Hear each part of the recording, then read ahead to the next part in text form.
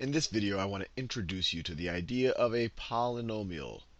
Polynomial. It might sound like a really fancy word, but really all it is an expression that has a bunch of variable or constant terms in them that are raised to non-zero exponents. So that also probably sounds complicated. So let me show you an example. If I were to give you x squared plus 1, this is a polynomial. This is, in fact, a binomial because it has two terms.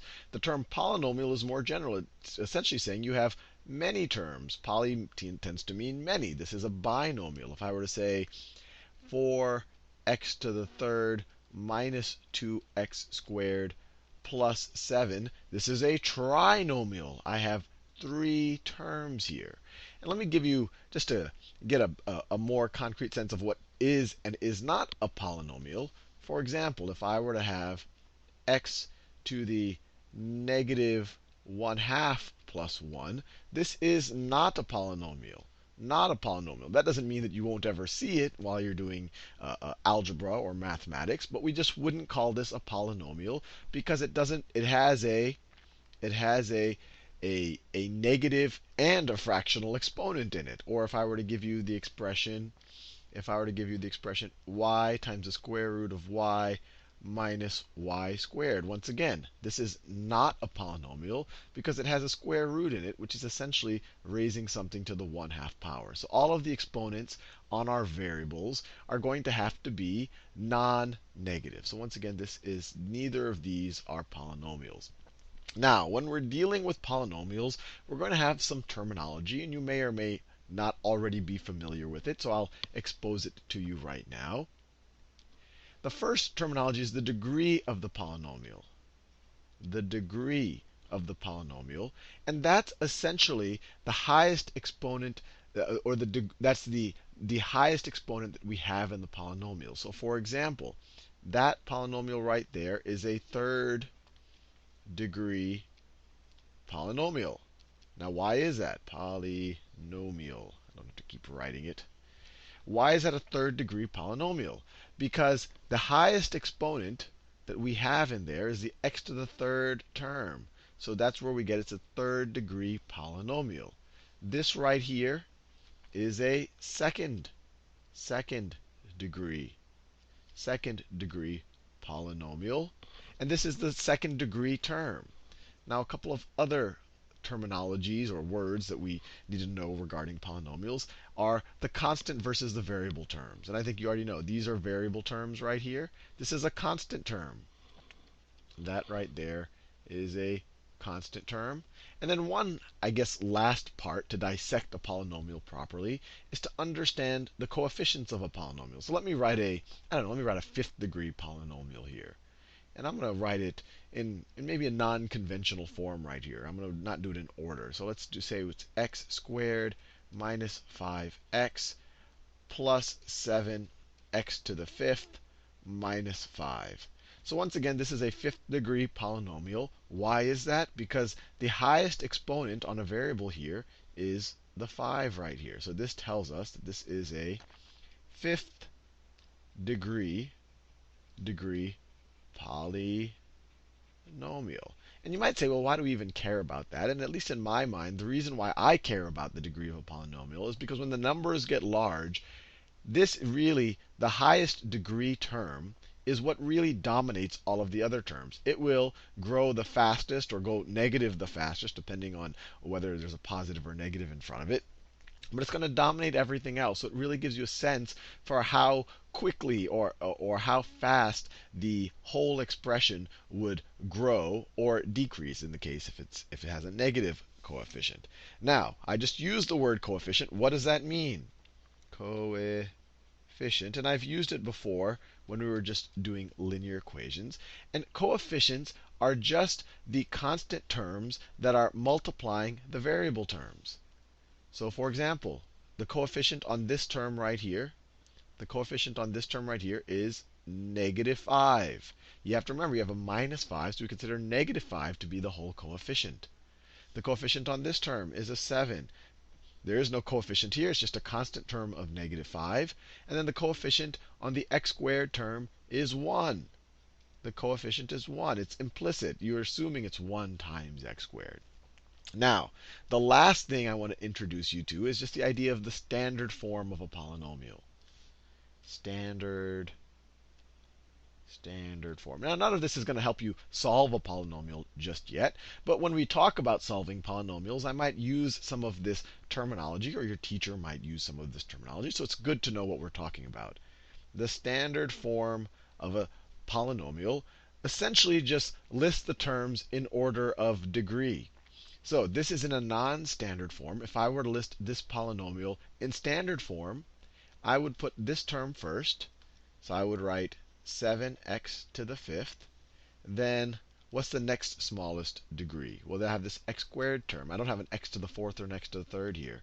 So then it'll be plus 1. Well, I don't have to write 1. Plus x squared. And then I have this term, minus 5x.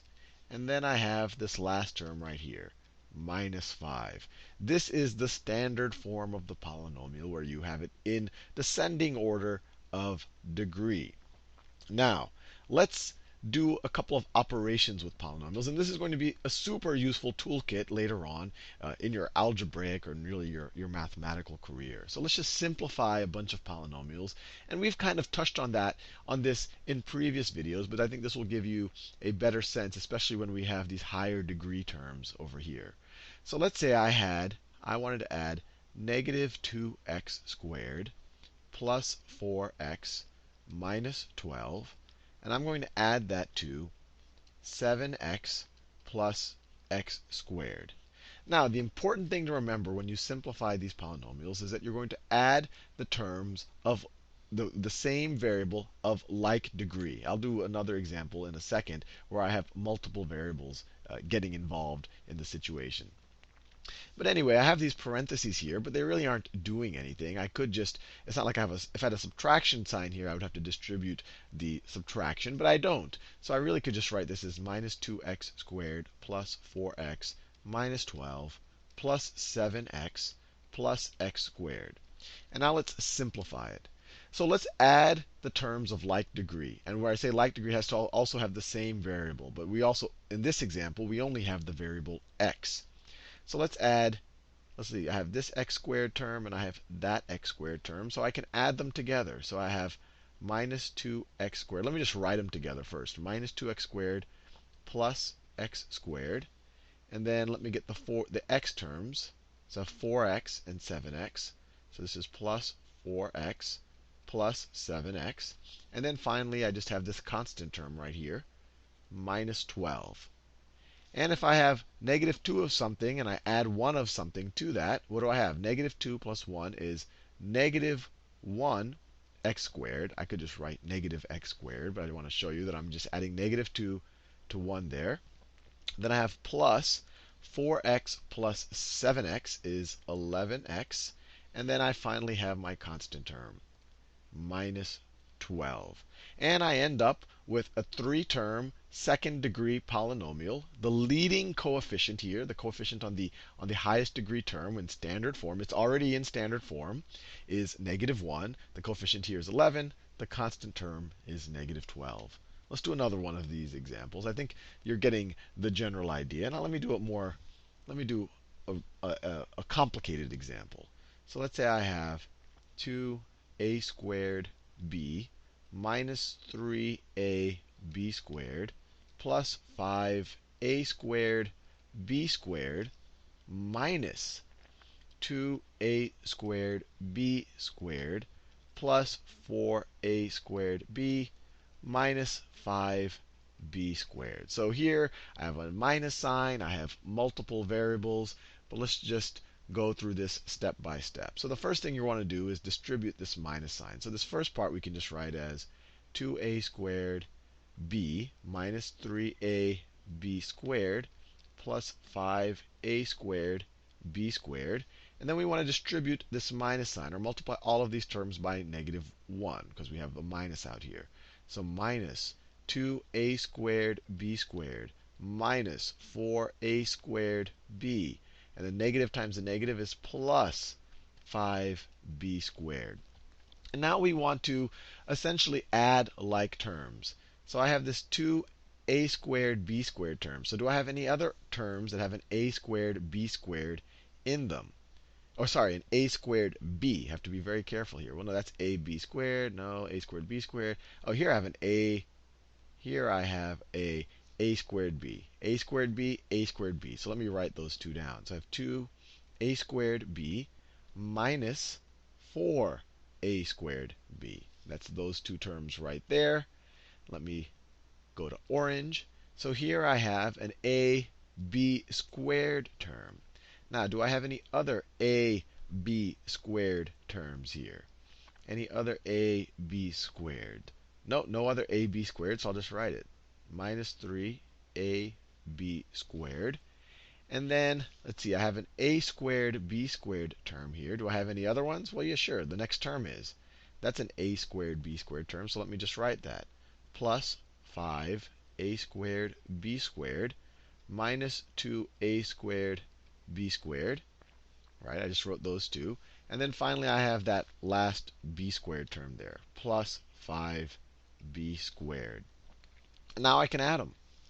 So this first group right here in this purplish color, 2 of something minus 4 of something is going to be negative 2 of that something. So it's going to be negative 2a squared b. And then this term right here, it's not going to add to anything, 3ab squared. And then we can add these two terms. If I have 5 of something minus 2 of something, I'm going to have 3 of that something.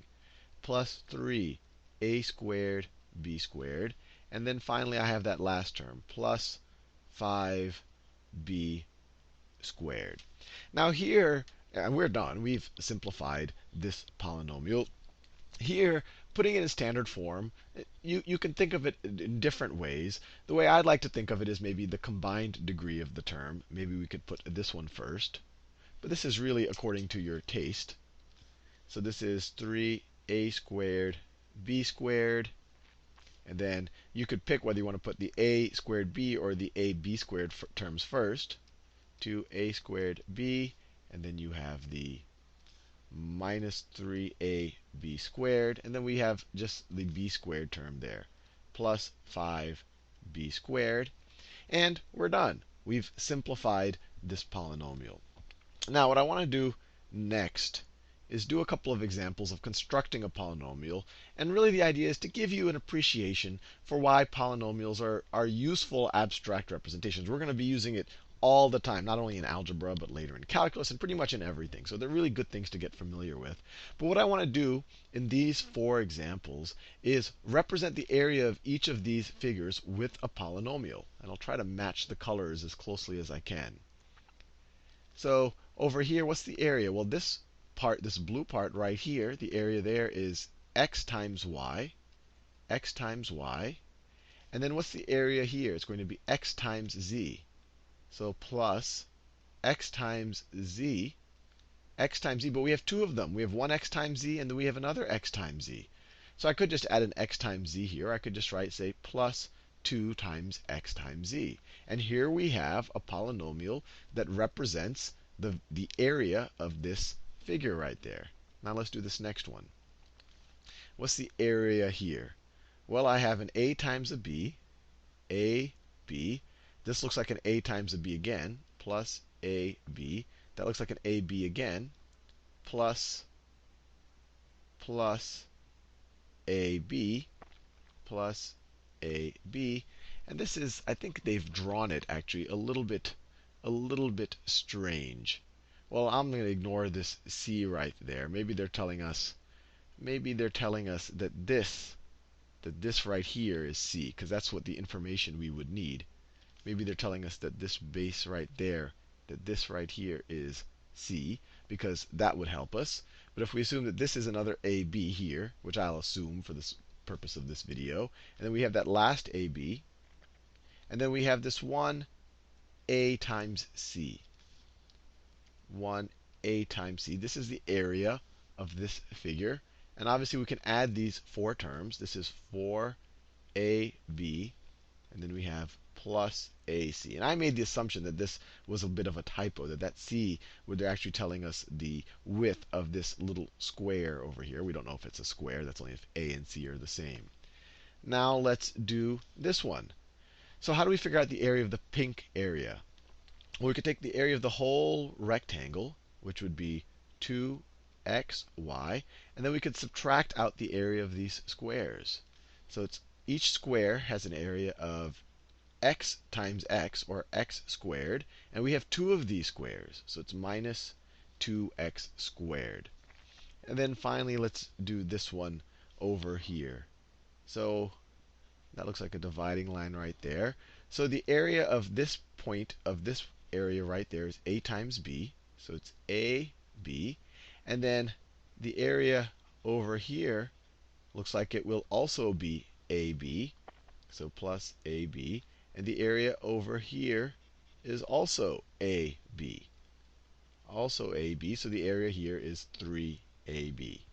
Well, anyway, hopefully that gets us pretty warmed up with polynomials.